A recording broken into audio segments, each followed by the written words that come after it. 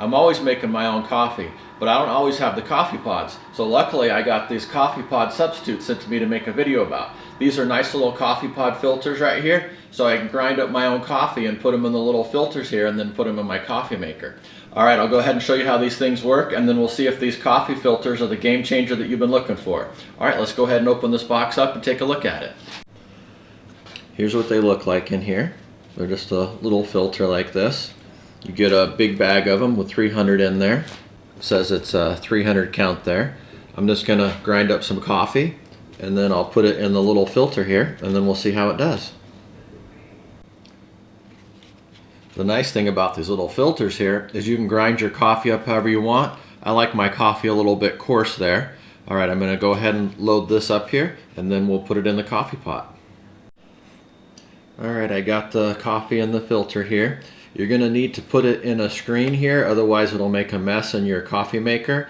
If you don't have a screen, you could double it up like this here to protect it, but when the water hits in here, the coffee grinds will float up, and if you don't have a screen here or you don't have it covered, it'll make a big mess here. So I'm just going to put it in the screen that came with my coffee maker there. Go ahead and put it in the coffee pot. Alright, I went ahead and put it in there. So you can see I got my coffee grinds in there, and I got my lid on here, and then the water will drip down in the little spout there, and then we'll have a nice cup of coffee. Alright, let's go ahead and give it a try here. Got it all closed up. Got it brewing. And now we'll just wait for a nice cup of coffee. Alright, there's my coffee. I accidentally hit the 8-ounce button there, so it's really full there. So got my nice cup of coffee there. Alright, and here it is with a double filter.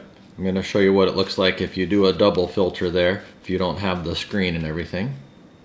So I just squished the second filter on top of there to keep the grinds and everything from coming up, and then we'll give that a try and see how it does.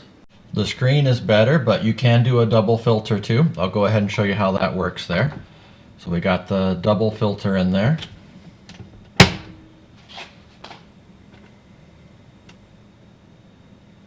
Got our size set to 6 ounces this time. And now we're brewing. So here's my 3 cups of coffee. The first one here, I just used the filter without the screen, and it made a bit of a mess, and there's some coffee grinds in there. See all those little coffee grinds. The second one, I used the screen right here. I put the filters inside the screen. That one worked the best, but I accidentally hit the 8-ounce button there. So I got a little bit bigger cup of coffee, but even with 8 ounces, you can see how dark it is. Where here, this one with the double filters, it does work and it doesn't make a mess, but the coffee's a little bit thin. So you're better off to put your filter inside the screen right here if you have one. If not, you'll just have to make your coffee a little stronger if you use the double filter method. That's a good cup of coffee right there. Even though I made it 8 ounces instead of 6 ounces, it was still pretty good. This is the double filter one right here. That one's pretty good too, it's just a little bit light.